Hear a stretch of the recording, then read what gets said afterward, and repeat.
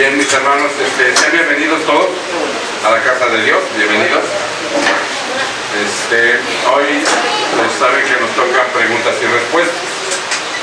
Entonces, sí, de este lado voy a preguntar. ¿Quién trae preguntas de este lado? Juanito. ¿Quién más? ¿Yami? Bueno, de este lado, hermanos, ¿quiénes traen preguntas? ¿Pregunta? Ok, bien. Ahí atrás, Julio, hay una pluma, si me la puedes facilitar, por favor.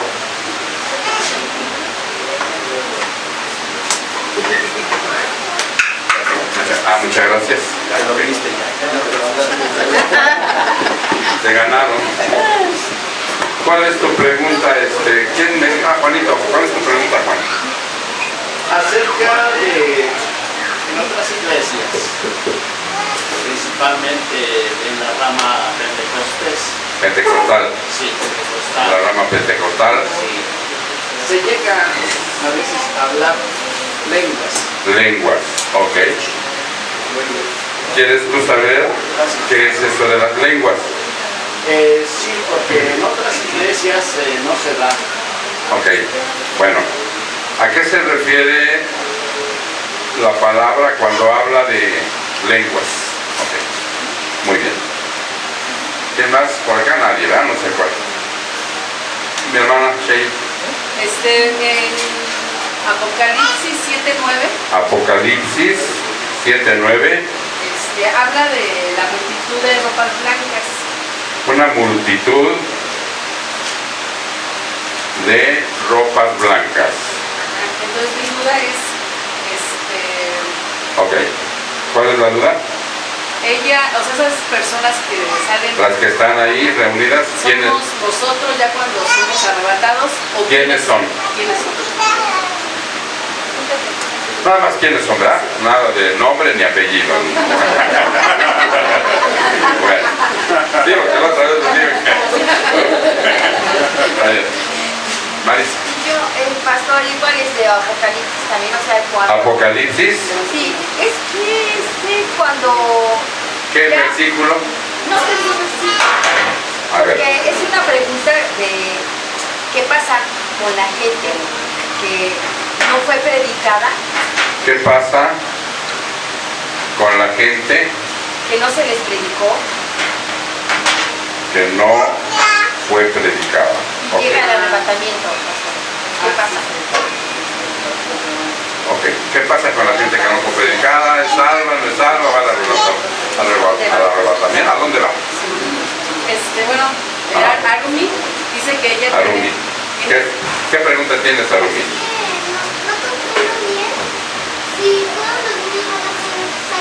A los niños, la pregunta de... Los niños, obviamente que mueren, van a ser salvos. ¿Qué? Si son salvos o no son salvos. Ok. Son salvos. Ok. Esa la masticamos el lunes. ¿Hacer? ¿Cuál es un versículo de Proverbios? ¿Proverbios? Contra el engaño. ¿Proverbios qué, mijo? Es todo un versículo en el... Todo el capítulo. Ajá. ¿Todo el capítulo? Ajá. ¿Qué capítulo? Es la advertencia contra el engaño. Así es el título. Ajá. ¿Cuál es tu duda? Es que no me acuerdo muy bien cuál es bueno, ¿dónde es la cita? Búscala, ¿no? Y en lo que estamos respondiendo a los demás, sí, porque pues así como... Ok, pues vamos a empezar con estas, hermanos. Tenemos buen material para empezar. Una más. ¿Qué más? Ray. Sí, en Hechos, capítulo 8, versículo 17. Hechos, capítulo 8, versículo 17. Sí. Dice que los apóstoles imponían las manos a los creyentes. La imposición de manos. ¿En qué sentido Se dio aquí con los ejércitos? Ok, hoy hay imposición de manos ya no hay. ¿Esa es una duda o...? Es que es en el sentido de la salvación. Que se necesita primero el obrar del Espíritu Santo. ¿Cuál viene el propósito de la imposición de manos? ¿Vale? Ok. Propósito. Ok. Bueno, pues vamos a empezar con la situación de las lenguas. El hermano Juan vertía que en algunas iglesias se da la situación de que la gente habla en lenguas, ¿sí? El pastor de repente se levanta y dice, vamos a hablar en lenguas, ¿no? O están cantando y vamos a cantar en lenguas. ¿No? El pastor está haciendo su trabajo. De repente hay un hermano o hermana que empieza solita a hablar en lengua. Ok. Una aquí. El pastor guarda silencio para ver de qué se trata. Enseguida un hermano o hermana del lado derecho sale también a hablar en lengua. El caso es de que en el servicio se llega a veces a dar hasta 3 o 4 personas que están hablando en lengua. Sí. Okay. La verdad es que no entendemos si hacerle caso. Okay. Pasó.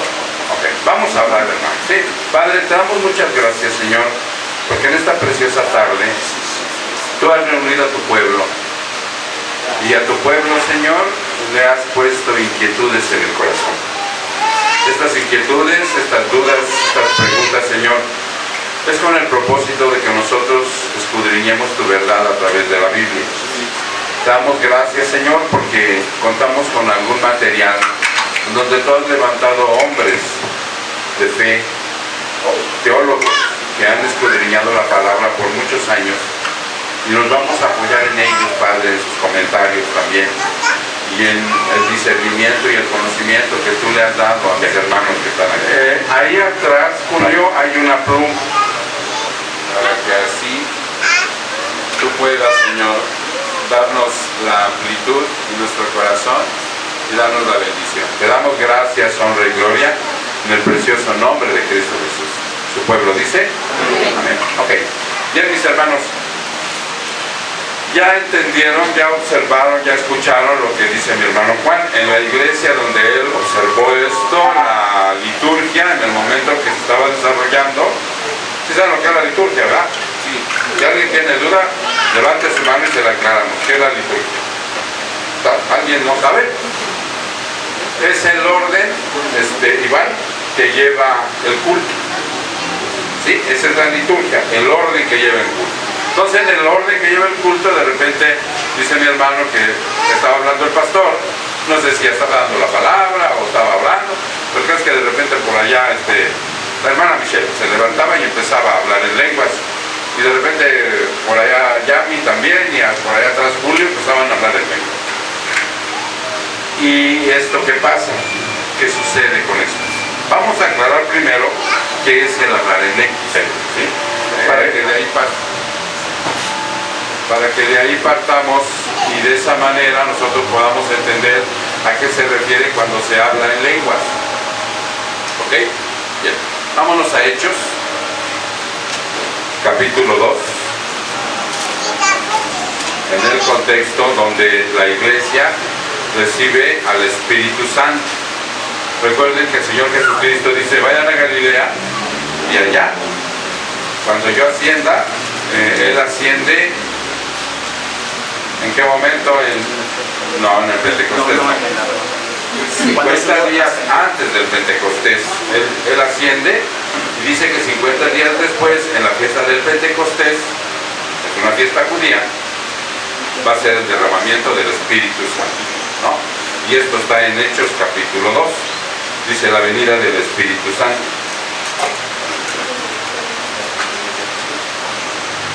Dice, cuando llegó el día del Pentecostés, estaban todos juntos en un mismo lugar. De repente vino del cielo un ruido como la de una ráfaga de viento impetuoso que llenó toda la casa donde estaban sentados. Y se les aparecieron lenguas como de fuego que repartiéndose se posaron sobre cada uno de ellos. Todos fueron llenos del Espíritu Santo y comenzaron a hablar en otras lenguas según el Espíritu les daba habilidad para expresarse. Ahí está la palabra. Ahí está la primera vez que se habla dentro de la Biblia de las lenguas. ¿Ok? Y había judíos que moraban en Jerusalén, hombres piadosos, procedentes de todas las naciones bajo el cielo, y al ocurrir este estruendo, la multitud se juntó y estaban desconcertados porque cada uno lo oía hablar. ¿En qué? Su propia lengua. Ok, entonces ahí ya tenemos una referencia. Que estos hombres, por lo que dice aquí, los oían hablar en su idioma, en su dialecto, en la lengua que ellos hablaban. ¿Sí me explico? Ok. Y estaban asombrados y se maravillaban diciendo, mirad, ¿no son galileos todos estos que están hablando? Ahí se pregunta a la gente, hermanos, ¿cómo es posible? Para poner un ejemplo, ¿no son mexicanos todos estos que están hablando? ¿Y hablan español? ¿Cómo es que ahorita uno está hablando ruso, el otro está hablando en chino, el otro en japonés, el otro está hablando en un dialecto mije? Eso era lo que se preguntaban ellos. ¿Cómo siendo estos judíos, ¿sí? Todos están hablando en diferentes idiomas, ¿no? Como dice, y luego dice el siguiente versículo. ¿Cómo es que cada uno de nosotros los oímos hablar en nuestra lengua en la que hemos nacido? ¿Ya se entendió? Entonces, Juanito, dice la palabra, mi hermano, que estaban hablando en otro idioma. ¿Ok?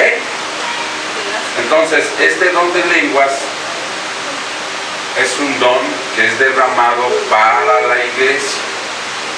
¿Con qué aspecto? ¿Con qué propósito? Los dones, ¿con qué propósito son dados a la gente nacida de nuevo? Para edificar. ¿A edificar a quién? Exactamente, a los santos, dice el Señor. Cada uno que es nacido de nuevo, el Señor le otorga uno o varios, no todos. Dones para la edificación de los demás. Si a Paco el Señor le entrega el don de la enseñanza, él con ese don va a enseñar a los santos, va a desarrollar ese propósito de Dios.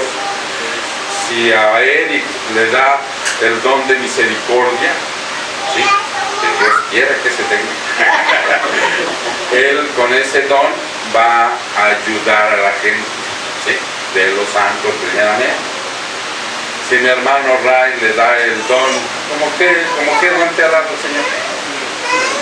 No lo sé. Y ese es otro de los propósitos que tenemos que saber, Si aquí, no levanten su mano, pero si ustedes se consideran nacidos de nuevo, hijos de Dios, ya el Señor los capacitó desde ese día que nacieron, que Él los hizo nacer con un don, de perdida uno.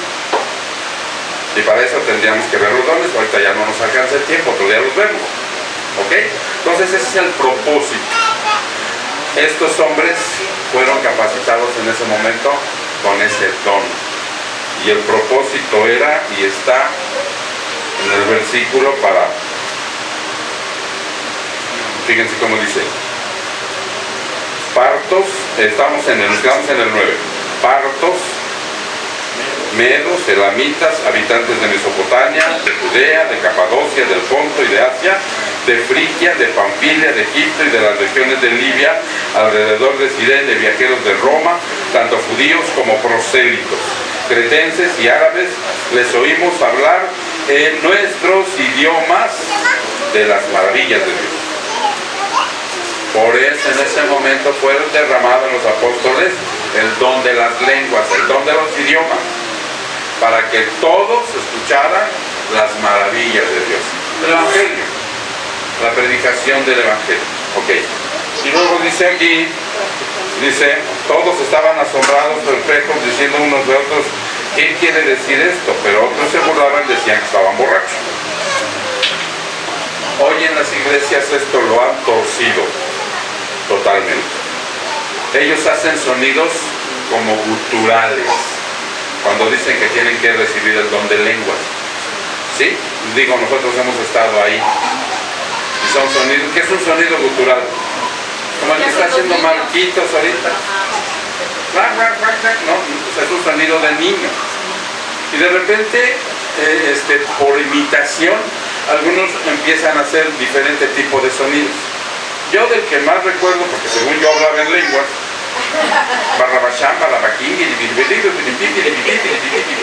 o sea, cosas así, ¿no? Y entonces dice la palabra que esto no es verdad. Ya el otro día dijimos que hay un versículo, un solo versículo, que habla de lenguas angelicales, y está en 1 Corintios 13, cuando Pablo dice: si yo hablara lenguas angelicales o lenguas humanas y no tengo amor, nada soy. Ahora, ¿por qué él menciona esto? ¿Alguien recuerda? Había subido al tercer cielo. Exactamente. Él un día había sido arrebatado al tercer cielo. Y él dice ahí, literalmente, que escuchó y oyó palabras inefables que no se pueden decir. O sea, no entendió lo que escuchó. Esas son las lenguas angelicales. Él las escuchó allá arriba, pero no las entendió. Pero en ningún momento bajó con una doctrina y dijo: vamos a hablar todos en lenguas. Y entonces, cuando él sabe de esto, Pablo, él deja órdenes por medio del Señor en las iglesias. Dice: si alguien tiene el don de lenguas, dice que hable uno por uno, siempre y cuando haya otro que interprete, en orden, y que no sean más de 3.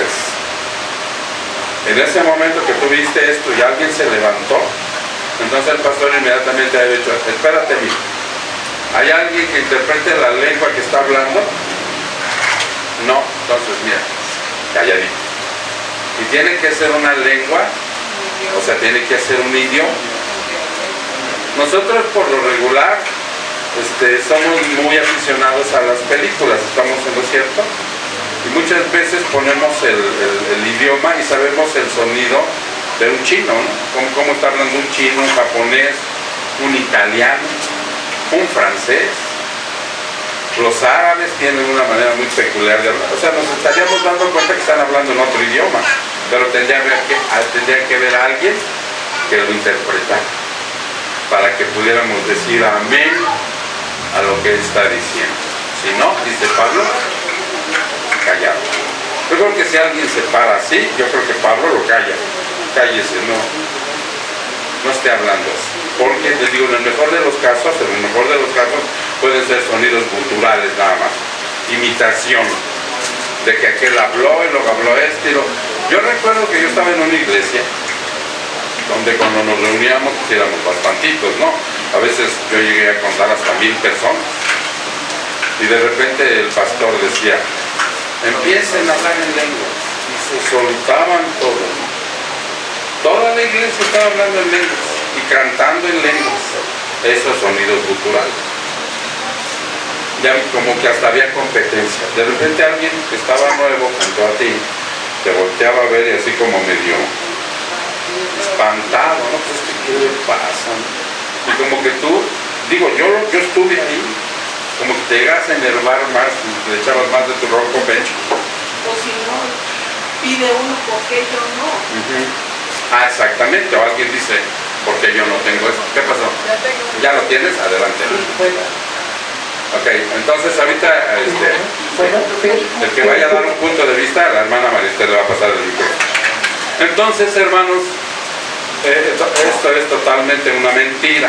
Ahora, salen con otro razonamiento. ¿Alguien lo sabe? ¿Por qué te explican que no se puede entender lo que está uno hablando? Y es un razonamiento absurdo. ¿Alguien lo sabe? Lo explican los pastores. Te dicen que es para que el diablo no sepa lo que está orando. Exacto, fíjate nada más que tontería. Que para que Satanás no sepa lo que tú estás orando. Fíjate nada más. Pero ni tú mismo sabes. No, y además, o sea, ¿tú crees que Dios va a permitir, o sea, que el demonio obstaculice sus propósitos? Pues jamás. Aunque yo esté hablando en español, en chino, en japonés, en turco. O sea, si es la voluntad de Dios, esa oración se va a cumplir y nadie se va a poner en medio para impedirlo. Entonces son absurdos, bonito, que se inventó la iglesia. Hasta en algunas partes dicen que si no hablas ese tipo de sonidos guturales, o sea, no has nacido de nuevo. Y que es un requisito para servir. Ok, Matei, préstale el micrófono. Ahora con el micrófono, sí, para que. Es que si no, no se oye en la grabación. Okay.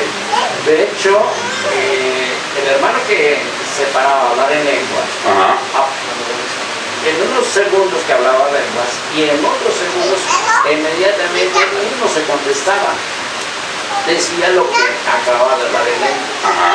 Aquí mi pregunta fue siempre de por qué los 3 o 4 hermanos que hablaban lengua casi hablaban lo mismo. Unos estando hasta allá y otros hablaban lo mismo. Y ya, carajo, sí está raro, ¿no? Es todo. Sí, ok. Sí, pero ya vimos que no. Cualquier situación o es un engaño de Satanás o son tonterías inventadas por las artimañas del error que el ser humano argumenta, ¿no? ¿Ok? ¿Sí les queda claro, hermanos? Entonces ahora lo de las lenguas. Ok, queda contestada tu pregunta, bueno. Vamos a pasar al versículo Apocalipsis 7:9. Apocalipsis 7:9. Eric, aquí hay otro discernimiento, por favor. Porque tengo mis teólogos que me echan la mano. Apocalipsis 7:9. Vamos a ver qué dice la palabra para que podamos ver. Dice, los redimidos de todas las naciones. Ahí hay un subtítulo, ¿no? Shea, de una Biblia de estudio que tengo yo aquí.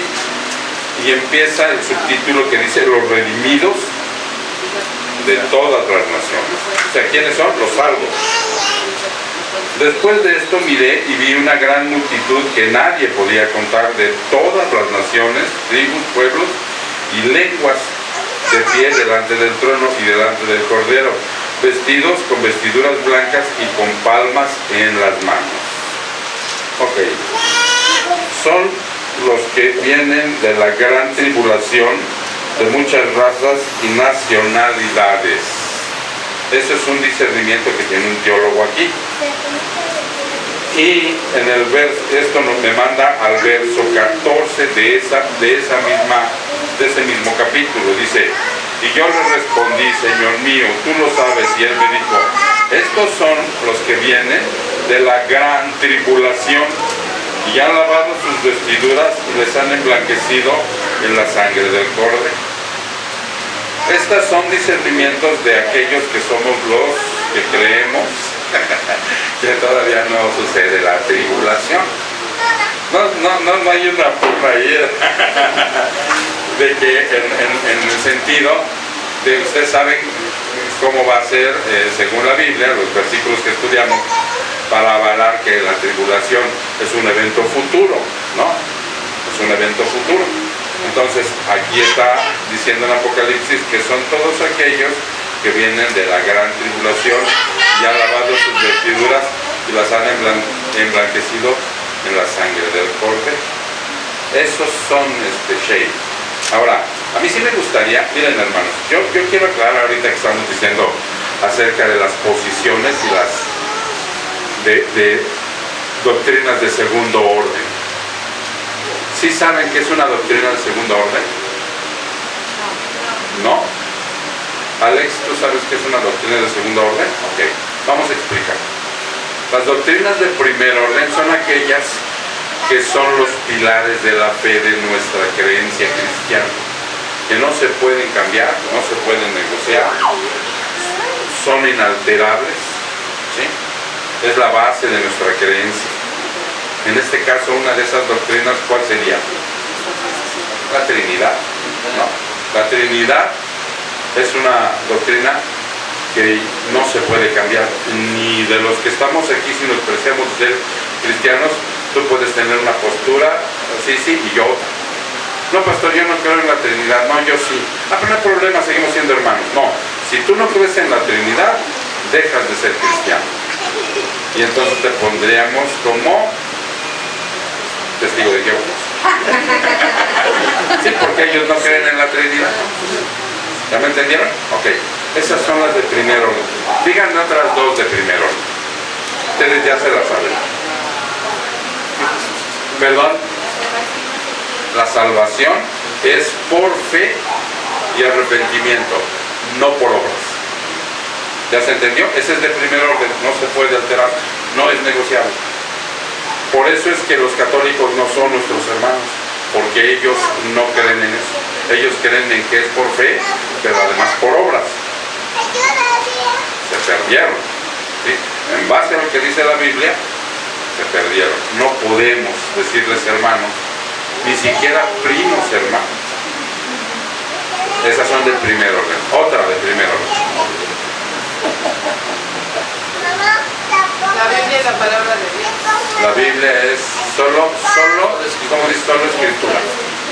Por eso nosotros en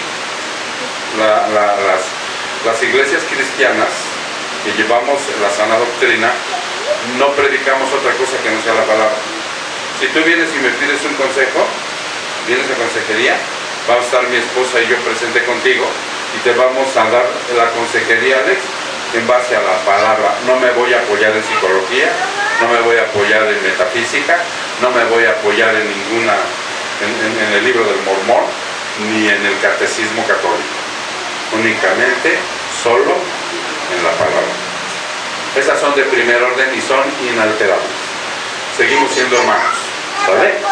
Pero hay unas doctrinas de segundo orden, que es el milenio. ¿Tú puedes creer que el milenio no va a existir? ¿Puedes creer que el milenio ya lo estamos viviendo o que es un evento futuro? Pero seguimos siendo hermanos y ahí tenemos diferentes posturas. ¿Ya se entendió? Entonces, en base a esto, ¿tú tienes alguna respuesta, Pedro? ¿Cómo lo ven los que son... No son milenialistas porque sí creen en el milenio, pero creen que ya se está viviendo? Por ahí anda María Esther también como queriendo creer en eso, y Paquito está a 2 rayitas. Entonces, ¿tú también, Eric? No. Por ejemplo, a ver, aquí en base a esto. Sí, en base a la nueva traducción viviente dice, y yo le contesté, tú eres quien lo sabe, Señor. Entonces él me dijo, estos son los que murieron en la gran tribulación, han lavado y blanqueado sus ropas en la sangre del Cordero. Ajá. Entonces yo no creo que sean más bien arrebatados, sino aquellos que ya murieron en la gran tribulación. Exacto. Esa es una postura que ellos tienen, en base a que el milenio ya se está viviendo. ¿Sí se entiende? Que no es un evento futuro, sí. Pero ellos tienen esa postura. ¿Sí? Perdón. Están mal, pero de su postura. Mi duda es, ¿ellos son son los que murieron en la gran tribulación o son los ya los arrebataron? Eso es en base a la postura. Sí. Va de nuevo, porque si no nos quedamos. Si ellos son los que murieron en la tribulación o son los que ya fueron transformados, vamos a ser arrebatados y transformados, ¿no? No, ellos murieron en la tribulación como creyentes. Ajá. Pero no habían sido glorificados. Todavía no se glorifican. No, exactamente. Nosotros tenemos la postura que cuando estemos en el milenio vamos a ser hombres y mujeres glorificados, que vamos a gobernar 1000 años con Cristo. Esa es la postura que nosotros tenemos, porque creemos en el milenio futuro. Esa multitud no son ellos, todavía no somos los que ya fuimos arrebatados. Según nuestra postura, no. Okay. Según la postura de él, sí. Okay. Bueno, les digo que nosotros decíamos hace 8 días, ¿no? Hay un pastor que se llama Sujel Michelin, que él también cree que el milenio ya está viviendo, y le decía a uno de la postura de nosotros, ¿no? Dice que le decía, oye, cuando ustedes estén viviendo el milenio, van a decir todo el milenio, qué equivocado estuve. ¿No? Lo que va a decir Pedro. Y Pedro me va a responder, no, lo que pasa es que yo voy a llegar al cielo 1000 años antes que tú. Pero son de segundo orden. Seguimos siendo hermanos, nos tratamos con respeto, y esto es algo que... Pero seguimos siendo hermanos. Hay otra postura de segundo orden, los dones. Hay gente que cree que los dones, algunos, no todos, ya cesaron. Son los famosos cesacionistas. ¿Qué dones han cesado para ellos? Milagro, micrófono. ¿Qué dones? Milagros, Fe. Milagros, profecías y sanidades. Y sanidades. Y sanidades. Esos ellos creen que ya cesaron, que ya no hay más. Porque ellos argumentan también con bases bíblicas. Uno de ellos es el pastor MacArthur. MacArthur es cesacionista. Y entonces él dice que por los engaños de Satanás, y trae versículos a colación, y sí, pareciera que sí.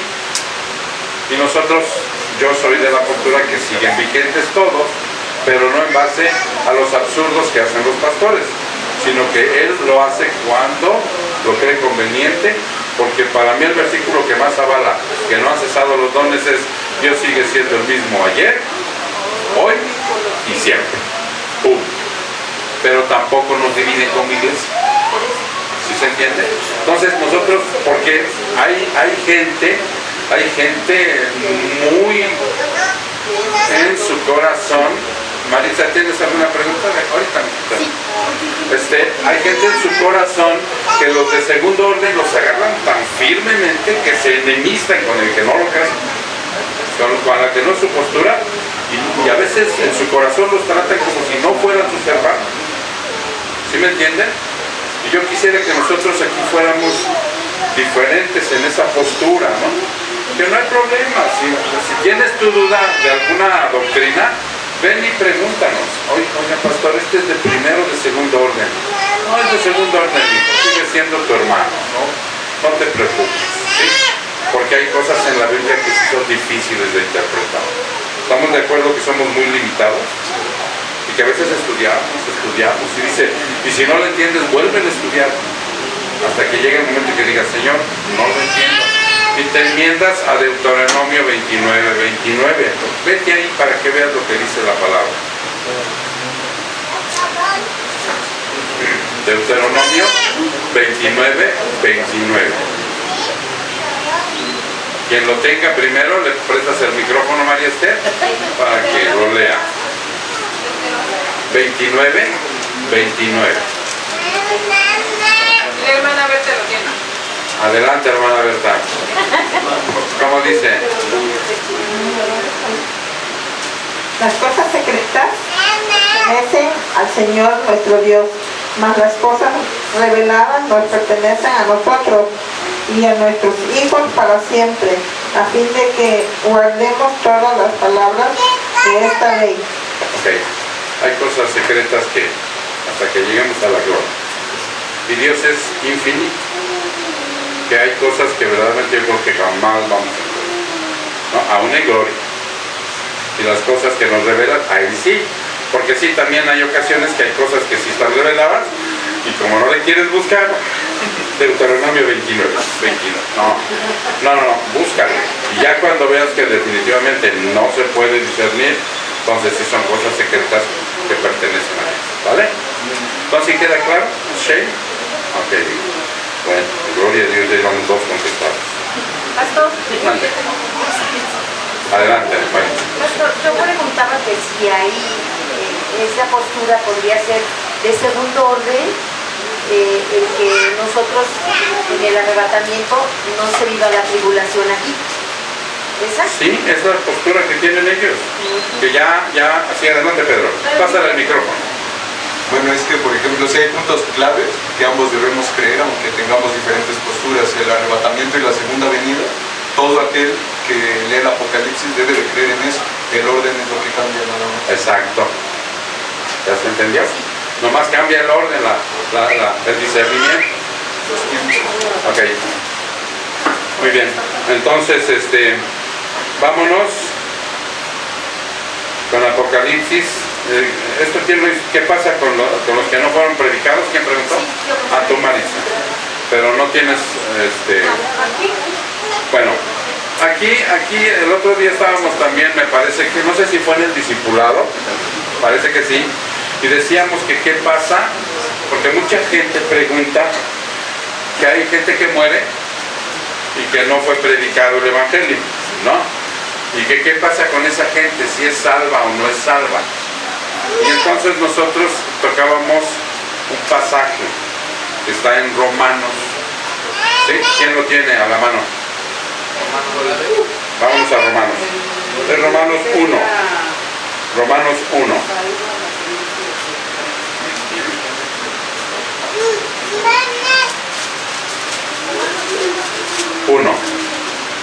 Versículo 18.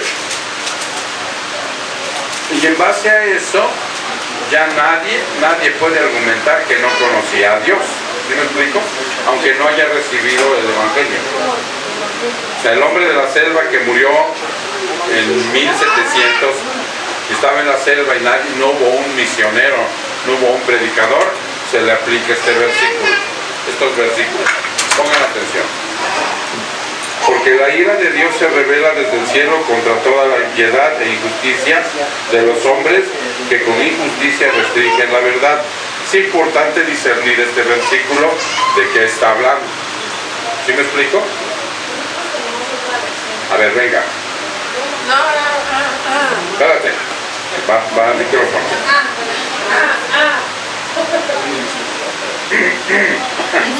Pero hay gente malvada la cual no deja que otros conozcan la verdad acerca de Dios. Y Dios que vive en el cielo está muy enojado con ellos. Ok, sí. No, nada más que nosotros vamos... María Esther, ¿cuál fue tu definición la vez pasada acerca de la Biblia de las Américas, la Reina Valera? Que eran Biblias que eran ¿qué? Literales. ¿Sí? ¿Y las otras son? Interpretativas. Dinámicas. Para que haya una mejor comprensión, como lo que ahorita leyó Pedro, ¿no? Él lee una Biblia de la Nueva Traducción Viviente que es dinámica. Te ayuda a interpretar bien, porque luego dice, habisteis, fuisteis y venisteis. ¿De qué hablasteis?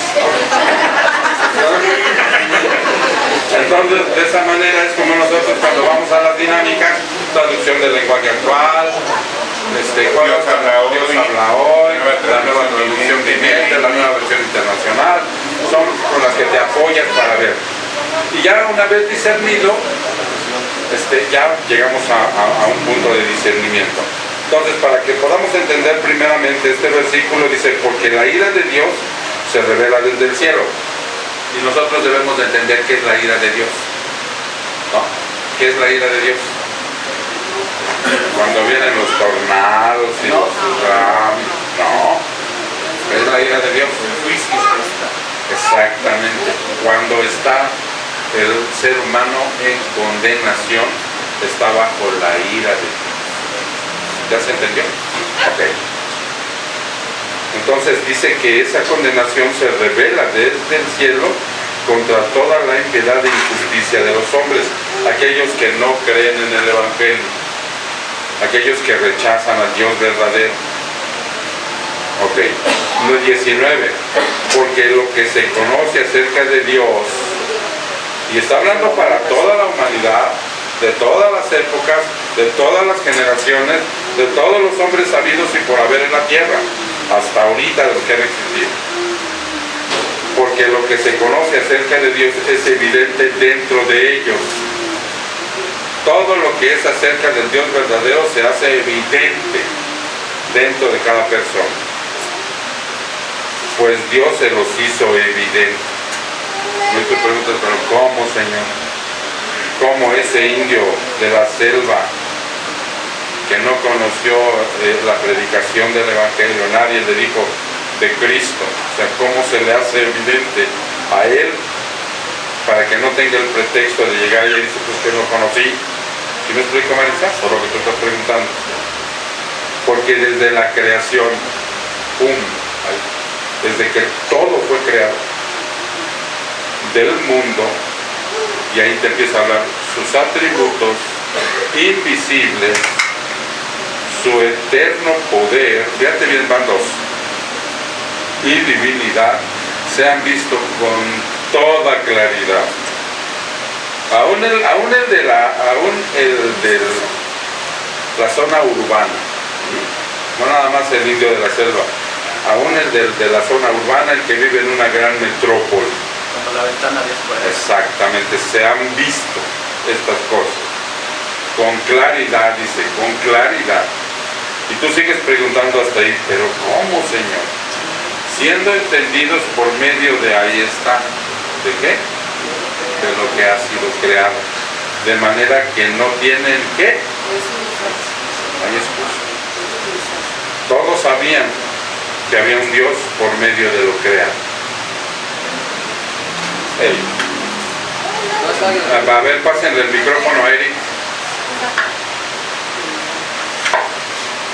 Micrófono. Bueno, aquí tengo un discernimiento Ajá. del versículo 19 y el 20 también. Dice, Dios en su soberanía ha plantado evidencias de su existencia en la misma naturaleza del hombre a través de la razón y la ley moral. Las cosas invisibles, referencia específica a los dos atributos que se mencionan en este versículo, por medio de las cosas hechas. La creación transmite un mensaje claro e inconfundible acerca de la persona de Dios, su eterno poder. Por lógica es necesario que el Creador que hizo todo lo que vemos a nuestro alrededor y lo sustenta todo el tiempo, sea un ser de poder formidable, o sea, una deidad. Es decir, su naturaleza divina, en particular su fidelidad. Y bondad y gracia no tienen excusa. Dios hace responsables a todos los hombres al no querer reconocer lo que Él les ha mostrado de sí mismo en su creación. Ese es un discernimiento y ampliado, ¿no? Ajá, yo también escuché igual una frase acerca para los ateos, de que preguntan si Dios existe o no existe. Y hubo una frase que a mí me gustó mucho, que un ateo o una persona que no cree en Dios es como un pez pidiendo pruebas de la existencia del agua. Entonces, yo creo que a través de la creación podemos estar conscientes que hay un Dios. Exactamente, entonces si ya se va cuadrando, Marisa, y ya nada más aquí remata, dice, pues aunque conocían a Dios, no le honraron como Dios, ni le dieron gracias, sino que se hicieron vanos en sus razonamientos y su necio corazón. ¿Cómo nacemos? Con un corazón endurecido. Exactamente. Mente entenebrecida. Fuente entenebrecido. Ahora fíjense, profesando ser sabios, se volvieron necios y cambiaron la gloria de Dios incorruptible por una imagen en forma de hombre corruptible, de aves, de cuadrúpedos y de reptiles. En aquel tiempo él está hablando, Pablo, porque sabía que las culturas, tanto egipcias como algunas otras, tenían ídolos de esta especie. Hoy tienen cuerpos humanos, pero siguen siendo ídolos. ¿Sí se entiende? ¿Qué hicieron los ancestros de nosotros? ¿No adoraron lo creado en lugar del creador, teniendo todo lo visible? No hay excusa, Marisa. Sí, no hay excusa para aquel que no. Entonces, este va a ser cuando ellos digan, pues es que no hay excusa. Aquí se los puso Dios. Y Pablo se lo revela en Romanos, ¿no? Por eso es que nosotros, hermanos, siempre debemos de buscar la excelencia del Dios verdadero. Si por ahí en tu corazón todavía existe alguna basurita de idolatría, hay que sacarla. Acuérdense que nosotros somos fábrica de ídolos, ¿sí? Ya no tenemos la Virgencita, ya no tenemos el San Judas, ya no traes escapulario, ya no traemos el escapulario, pero en el corazón se forjan luego, sin darnos cuenta, ya está el ídolo del trabajo, del dinero, del amor a los hijos, del amor al esposo o a la esposa, y cosas de esas que se van formando, ¿no? Así que aguas ahí. Ok, entonces queda contestada tu pregunta, Marisa. Ok, vámonos a la de... Ya se durmió mi niña. Bueno, esa es la comunicación. No, es que es importante, los niños que mueren son salvos. ¿Qué opinan? Es más, si me pones el video, por favor. ¿No? Porque nosotros lo vimos el lunes, hasta con un video que ustedes quiero que vean, que sobre esta situación no hay algo claro que deje el Señor. Dice la palabra que nosotros somos salvos, pero hay un método, ¿cierto? ¿Cuál es? ¿Cuál es? ¿Cómo nos salvo? Por medio de Cristo, por medio de la fe, del arrepentimiento. ¿Sí me explico? Porque Él lo da el nuevo nacimiento, pero nosotros tenemos que responder en base a eso, al arrepentimiento de la fe. Y los niños no alcanzan luego a tener esa conciencia. ¿Sí me explico? No la alcanzan a entender, a comprender. Entonces, ¿qué pasa con ellos cuando mueren? Todos se van para arriba por no haber alcanzado el grado. Esa es una postura de conciencia, y esa es en la que yo creo. Pero hay otros que dicen que no, que solamente los predestinaron. Y hay una tercera, bueno, ahorita van a ver la tercera, está bien buena. Ya está. Porque la tercera postura, ahí, yo digo que el sujeto ni se equivocó. Bueno. Pero por ejemplo, A ver, ¿cómo mientras. saben cuáles son los predestinados? No es que de aquí, de los que estamos aquí, y aquí solamente Dios sabe quién es salvo. Nosotros no sabemos. Nos deja entrever que por los frutos, ¿no? Y entonces, pero resulta que también entre nosotros hay cristianos inmaduros y que parecen inconversos. Por eso el único que sabe es Dios. No lo sabemos. Por eso dice ahí el predicador, y nosotros también lo tenemos. O sea, tú asegúrate de entrar por la puerta grande a través de dar el fruto, ¿no? Pero el niño, ¿cómo sabemos que el niño? Es a través de las dos posturas. Una, o por no haber alcanzado la madurez suficiente para aceptar al Señor como su Señor y su Salvador, son salvos todos. Y la otra es tomar los predestinados. Ya, adelante. Ponle fuerte, Mateo. A ver si le pones por ahí el micrófono, ¿no? Ah, ¿se escucha? Adelante. Vamos a ver pongan atención.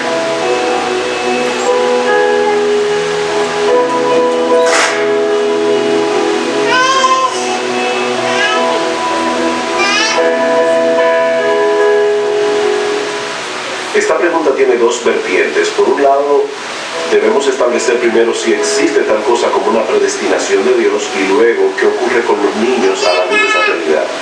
La Biblia es sumamente clara en el sentido de que Dios es soberano en la salvación de los pecadores. En Efesios capítulo 1, Pablo dice que fuimos predestinados antes de la fundación del mundo. Por otra parte, Pablo dice en Romanos capítulo 9 que esa predestinación no se hace en base ni a la fe que Dios prevé que el hombre va a tener o a la bondad que el hombre va a tener, sino más bien al puro afecto de su voluntad. Dios dice claramente en su palabra: yo tendré misericordia del que yo tenga misericordia. Ahora, si partimos de la premisa de que Dios escoge desde antes de la fundación del mundo, eso quiere decir que todos nosotros, cuando éramos niños y todavía no creíamos en el Señor, ya éramos elegidos si después se vino a manifestar que nosotros llegamos a ser cristianos. O sea que los niños que hoy son adultos, una vez fueron niños y fueron elegidos y se convirtieron finalmente al Señor. La dificultad viene en el hecho de que Dios no solamente predestina a los que se van a salvar, sino también el medio a través del cual se van a salvar. Y el medio es la predicación de la palabra de Dios. Las personas tienen que responder en arrepentimiento y fe.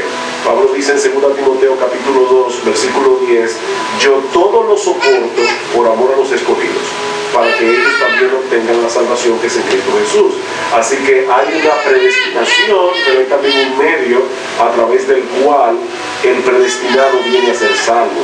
La dificultad es que el niño, el infante que muere en la infancia, no tiene la oportunidad ni de arrepentirse ni de ejercer fe. Entonces, ¿qué ocurre con esos niños? Bueno, el mundo evangélico ha tenido tres posiciones mayoritarias en cuanto a esto.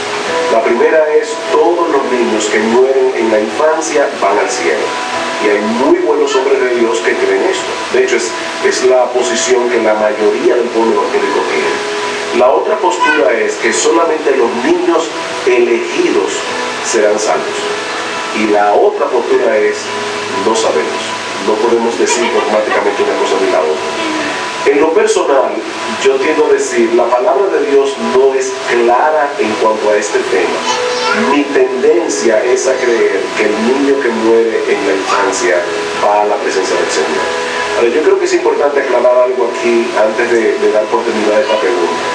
Nosotros sabemos que Dios es bueno, es santo, es justo. Cualquiera que sea la decisión que Dios tome con respecto a los niños que mueran en la infancia, es una decisión buena, es santa y es justa. Por el contexto general de las Escrituras, mi tendencia es a pensar que los niños son santos. Ahora, esa respuesta, a mi parecer, la tendremos con toda certeza cuando lleguemos a la presencia del Señor. Ok, ya observaron. Ahí tú cuando estén platicando con ella, en el nivel se los aplican un poquito más ¿no? Acorde a. Entonces esa es la cuestión donde nosotros ahora sí pateamos el balón para Deuteronomio 29:29. Esas son cosas que no dejan claras el Señor, por lo que yo tengo la postura esa de por no alcanzar la madurez para elegir, se les aplica automáticamente el medio. Eso es lo que yo creo. Marister cree lo contrario. Pero bueno, o sea, seguimos siendo hermanos. Ok. Entonces, ahí está, ¿no? Porque los cambios es el reino de Dios. Pero, qué bueno que tocas eso. ¿Dónde está ese versículo? Mateo, porque sí le aplican ese discernimiento a ese versículo, pero no habla de eso. Y yo quiero que ustedes estén conscientes de eso. Mateo 19:14. Mateo 19:14. Mateo 19:14. Ok. Y dice: entonces le trajeron algunos niños para que pusiera las manos sobre ellos y orara. Y los discípulos los reprendieron. Pero Jesús dijo: dejad a los niños y no les impidáis que vengan a mí, porque de los que son como estos, así dice, es el reino de los cielos. Y después de poner las manos sobre ellos, se fue de allí. Este versículo ha sido también avalado, por eso ustedes ven que él no lo toca, porque tiene otro discernimiento. Lo que está diciendo Jesús es que en aquel tiempo el niño, tanto como la mujer, eran totalmente nulificados. No tenían voz ni voto. A un niño que tú no querías, que tenía algún defecto físico, lo podías abandonar como abandonan a los perritos. Y no era castigado por ningún lado. Entonces, cuando por eso se acercan, los apóstoles luego, háganse para allá, no molesten al maestro, y entonces les dice: aquí les voy a dar una enseñanza, déjenlos. Dice: porque ustedes tienen que ser como estos para entrar al reino de Dios. ¿Qué es un niño para tus niñas? No dependen de ti, no dependen de ti, para todo. Entonces, así es como tienen que depender como un niño. Tú grandote, tú grandulón, ya que eres adulto, así tienes que depender de mí para todo. Hasta para cruzar la calle, sí. Hasta para comprar esto, sí. Se entiende. Entonces ahí deja la enseñanza Jesús. Por eso no es clara ¿ok? Muy bien, vámonos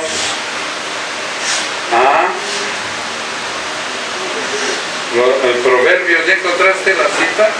Ahora la traes para la otra bien, mijo, porque primero le agarramos a leer todo el capítulo, ¿no? ¿Sí? Y nos vamos a la última, que está en Hechos 8:17, la famosa imposición de manos. ¿Cuál era la pregunta, Ray?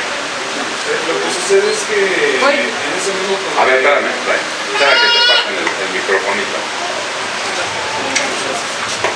Gracias.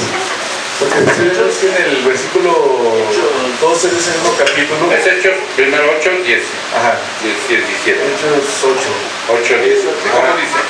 En el 17 dice: entonces les imponían las manos y recibían el Espíritu Santo. Ok. Esto es en cuanto a Pedro y Juan, los apóstoles. Pero en el versículo 12 dice: pero cuando creyeron a Felipe, que anunciaba las buenas nuevas del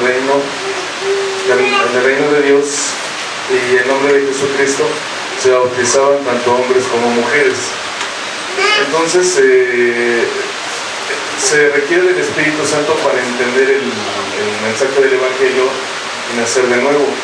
Pero aquí dice que no habían recibido el Espíritu Santo y fueron los apóstoles Pedro y Juan, se pusieron las manos y recibieron el Espíritu Santo. Entonces mi pregunta es: ¿en qué sentido o de qué manera recibieron el Espíritu Santo? Y también de qué manera creyeron ellos si no habían tenido el Espíritu Santo. Ok. Hay un versículo, a ver si me lo buscan Eric, María Esther, donde antes de me parece que es en uno de los evangelios, el Señor les da una vestidura del Espíritu Santo antes del Pentecostés. Entonces esto era muy dable antes de la era de la gracia. Por si la era de la gracia, ¿en qué momento comienza, Paco? ¿En qué momento comienza la era de la gracia? En el Pentecostés. Oficialmente ahí comienza la era de la gracia, ¿no? Ahora es por gracia, ya no por la ley. Muy bien. Pero antes de la era de la gracia, el Espíritu Santo también era derramado, pero no permanentemente, sino ocasionalmente. Tenemos el ejemplo de Sansón. Sansón no es que le hayan cortado el pelo y perdió la fuerza, pues era un símbolo nada más. En el momento en que es engañado por Dalila, el Espíritu Santo lo abandona por desobediente, pero al final se arrepiente, pide el Espíritu, vuelve a llegar el Espíritu Santo y se echa todos los filisteos. Entonces ese es el punto en donde ocasionalmente llegaba, pero también se iba. Entonces eran investidos por medio del Espíritu, pero no de una manera permanente. Pero aquí sí ya, porque estamos en el versículo 8. En el versículo 8 ya tenemos el Espíritu Santo y la era de la gracia. ¿Ya lo encontraron ese versículo, muchachos, o no? ¿Tú lo tienes, Paco? El que dijiste que estaba en Mateo. Ajá. Para que ustedes vean que en ese momento el Señor les pone el Espíritu Santo a los apóstoles. Y a mí también en un momento dado me dio así como dudas, pues no, se los puso antes o en el Pentecostés. No, ya te aclara el discernimiento que era igual como antes, ¿no? Se los pone para ciertas labores, pero no venía permanente. Pero ya permanente viene cuando es derramado en Pentecostés. Y de ahí para adelante, cuando tú naces de nuevo ya queda en ti. Y ya de una manera permanente. Es con 20:22, pastor, dice, y hubo dicho eso, y como hubo dicho esto, sopló y les dijo, tomad el Espíritu Santo. Exacto. Juan 20, los 22. Dice, vamos a ver desde el 20. Y diciendo esto, les mostró las manos y el costado. Entonces los discípulos se regocijaron al ver al Señor. ¿Sí? Él está resucitado ya. Y 21, entonces Jesús les dijo otra vez: paz a vosotros, como el Padre me ha enviado, así yo también os envío. Después de decir esto, sopló sobre ellos y les dijo: recibid al Espíritu Santo. ¿Sí? Ahora fíjate lo que dice el siguiente: a quien perdonéis los pecados, estos les son perdonados; a quienes retengáis los pecados, estos les son retenidos. Y de ahí se agarraron los sacerdotes católicos y ¡pum!, literalmente lo aplican, cuando no es así. ¿Ya se entendió? Entonces, pero bueno, vamos a leer los contexto en el 22. Y entonces él decía, bueno, entonces ¿qué? Era de una manera no permanente, sino ocasional. Iban a hacer un trabajo, pero ya de una manera permanente y consecutiva empieza en la era de la gracia. Como cuando envían los 12, ¿no? Y después a los 70 y les da autoridad sobre los demonios, enfermedades, ¿no? Bueno, Algo parecido, sí. Sí, probablemente no lo dice. Samaritanos sobre someterse a la autoridad apostólica. Después hay un discernimiento sobre la imposición de manos. Dice, esto denota la aprobación y el respaldo de los apóstoles. Sería apropiado pensar que a la par de la experiencia, los creyentes hablaron lenguas en ese momento, así como sucedió a quienes recibieron el Espíritu en el día del Pentecostés, a los gentiles que lo recibieron después, a los discípulos de Juan. La unidad de la iglesia se establecía a medida que samaritanos, gentiles y creyentes del antiguo pacto eran añadidos. Ya no sería una sola nación, Israel, la única responsable de llevar testimonio de Dios, sino la iglesia conformada por judíos, gentiles, samaritanos y santos del Antiguo Testamento, que se convirtieron en creyentes. Con el fin de comprobar dicha unidad, era necesario que se replicara en cada ocasión y en cierta medida lo que sucedió en Pentecostés. Ok. Por lo que también dice Joel en la profecía dice, y un día los jóvenes de las visiones, exactamente, y eso es una referencia a Pentecostés. Y otra, tiene otra referencia al final de los tiempos. En esta era, la imposición de manos ya no es vigente porque era para los apóstoles. Era para ellos podían, es más, Marcos, ustedes están conscientes que los últimos versículos de Marcos son, ¿cómo le llaman? Espurio. ¿Qué es espurio? ¿Sí saben qué es espurio? Que no están en los manuscritos más antiguos y los adaptaron. ¿Sí se entiende? Se cree que son notas masoréticas. Exactamente. Llegan los jóvenes que tocan la puerta y luego quieren por ahí darte un trancazo en las corvas para ver cómo reaccionas. No, pues si en el Evangelio de Marcos dice que los últimos versículos no están, son espurios, que no existen. Y los adaptaron y los metieron en las Biblias. No son apócrifos, espurio. Apócrifo es apóstata, que no tiene la revelación de Dios. No, esto es espurio. Como adicionados. Ahora, si Dios lo ha permitido que estén ahí es por algo, ¿no? Yo sí creo en estos versículos como la palabra de Dios, aunque los hayan adicionado. Esa es la realidad. Sí, porque aparte los masoretas eran gente preparada que también se estaba a cuidar muy delicadamente la copia de la palabra. Exacto, sí, hombres de Dios, que él levantaba con un propósito, como todos los... A ver... como último punto acerca de lo que preguntaba el hermano, se puede decir que la imposición de manos y la manera en la que se presentaba el Espíritu Santo sobre la iglesia en esos tiempos era una manera de confirmación que eran creyentes y que en ese tiempo la iglesia necesitaba de esa confirmación a medida de que estaban en muchas discordias entre pueblos. Entonces era una manera de que ellos como apóstoles se aseguraran de que eran verdaderos creyentes y que era necesario en ese momento para que empezara la iglesia cristiana que empezó el día de hoy. Como los milagros que hacía Jesús, los hacía con el propósito de la gente incrédula, ¿no?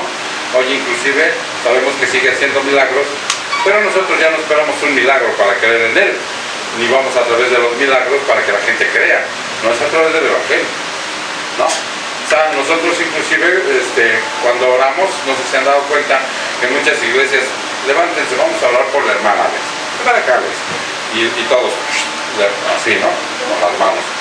Y yo digo, es como una tradición, porque de tus manos no sale nada.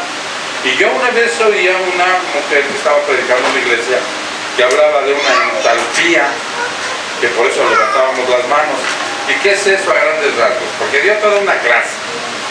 La entalpía es la fuerza que baja del universo y tú la recibes. Y usas como si estuviéramos arriba de la pirámide, ¿no? Y esotérico totalmente. Y que por eso cuando recibe una entalpía, por eso levantamos las manos en las alabanzas y luego cuando oramos le regresamos esa fuerza y todos somos pues no, o sea, la fuerza de Dios es infinita, no estés sentado, estés parado, estés a miles de kilómetros. Le dijo al del centurión, tu siervo está sanado. Punto. Entonces, nada, de nuestras manos no sale nada, ni recibimos nada, ¿no? Simple y sencillamente. Sí, María Esther.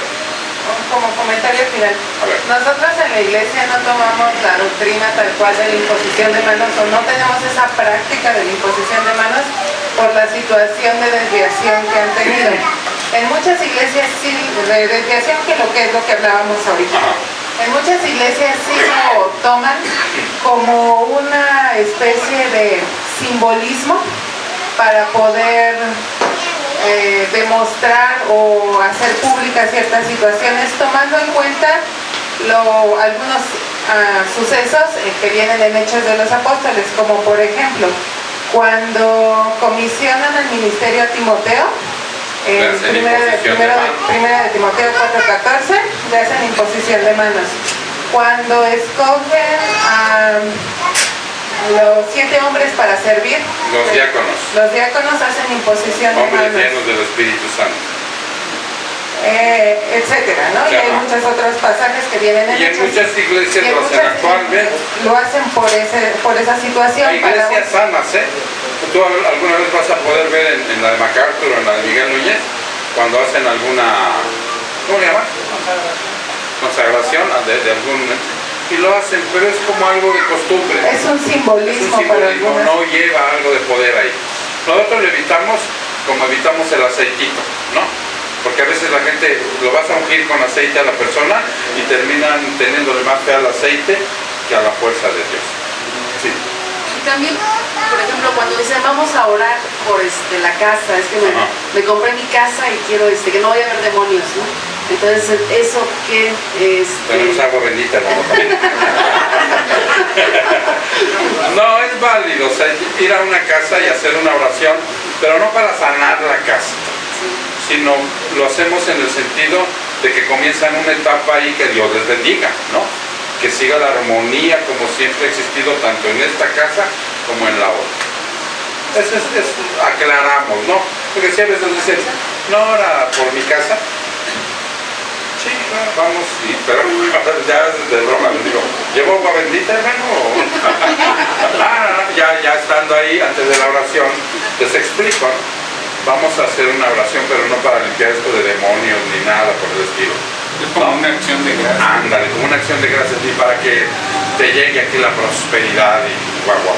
No, es una oración espiritual para que prosiga tu vida cristiana en este nuevo recinto donde vas a habitar, donde vas a comer, donde vas a dormir, donde vas a ser hospitalario. ¿Sí? Se aclaran algunas cosas.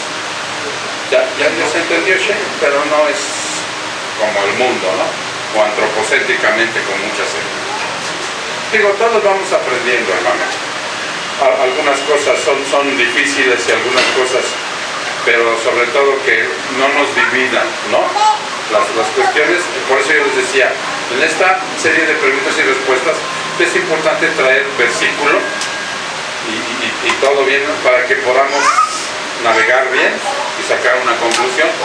Y si en algo yo me equivoqué, la próxima semana me lo traen sustentado con la Biblia y lo checamos. ¿Vamos bien? Va que va. Bien, mis hermanos, vamos a darle gracias al Señor. Ya nos pasamos unos minutitos, una disculpa, pero a veces es necesario. Padre, te damos muchas gracias, Señor, en esta preciosa noche, donde nos has permitido, Señor, ser muy atrevidos y escudriñar tu palabra, Señor, pero tú no lo mandas. Tú no lo mandas a pesar de nuestra imperfección, Señor. Nos place, nos goza, Señor. Vivimos realmente con una situación en nuestro corazón de alimentarnos, Señor, todos los días, de tener una comunión contigo y una coinonía con nuestros hermanos. Nos gozamos con ellos, nos da gusto verlos, Señor, volver a estrechar su mano, Señor, darles palabras de aliento y exhortación, mi Señor, y nosotros mismos recibirlas de ellos. Saber, Padre, que oramos los unos por los otros para que nuestro caminar sea santo, Señor. No perfecto, pero sí maduro, Señor. para que sigamos creciendo conforme a la imagen de tu Hijo. Eso es nuestro mejor deseo. Y que mis hermanos cuando se vayan de aquí, se vayan, Padre mío, con el deseo ferviente de lo que pudieron haber escuchado, captado y procesado en su mente, en su espíritu, lo pongan en práctica, Señor. Para beneficio, Señor, de nuestras almas, para el perdón de nuestros pecados, Señor, y para que nosotros podamos instruir en el ministerio de la reconciliación a aquellos que han de ser salvos. Gracias, Padre. Te damos honra y gloria en el precioso nombre de Jesús. Su pueblo dice: Dios nos los bendiga, mis hermanos.